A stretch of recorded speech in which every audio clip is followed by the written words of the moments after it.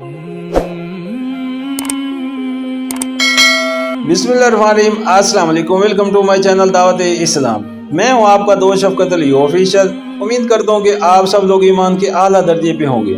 سورۃ ہود کے آیت نمبر 28 کا ترجمہ: اے برادران قوم، ذرا سوچو تو صحیح کہ اگر میں اپنے رب کی طرف سے ایک کھلی شہادت پر قائم تھا اور پھر اس نے مجھ کو اپنی خاص رحمت سے بھی نواز دیا مگر وہ تم کو نظر نہ آئی، تو آخر ہمارے پاس کیا ذریعہ ہے کہ تم ماننا نہ چاہو اور ہم زبردستی اس کو تمہارے سر پر چھپکا دیں۔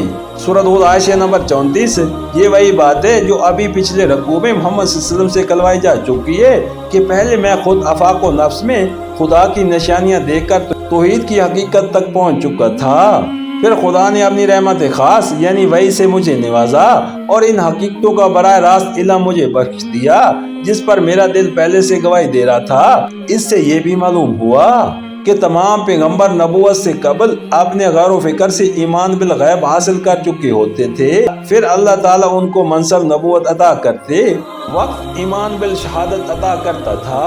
سورۃ ہود کے آیت نمبر 29 کا ترجمہ: اور اے برادران قوم، میں اس کام پر تم سے کوئی مال نہیں مانگتا، میرا اجر تو اللہ کے ذمہ ہے، اور میں ان لوگوں کو دھکے دینے سے بھی رہا جنہوں نے میری بات مانی ہے، وہ آپ ہی اپنے رب کے حضور جاننے والے ہیں، مگر میں دیکھتا ہوں کہ تم لوگ جہالت برت رہے ہو۔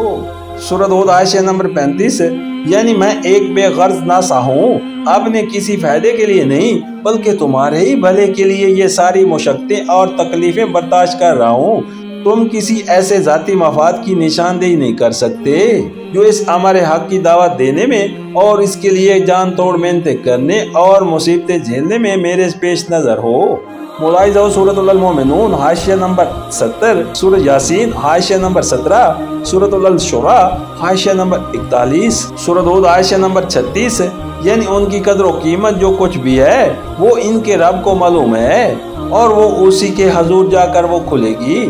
اگر یہ قیمتی جوہر ہے تو میرے اور تمہارے پھینک دینے سے پتھر نہ ہو جائیں گے، اور اگر یہ بے قیمت پتھر ہیں تو ان کے مالک کو اختیار ہے کہ انہیں جہاں چاہیں پھینکیں۔ ملاحظہ ہو سورۃ الانعام آیت نمبر 52، سورۃ الکہف آیت نمبر 28۔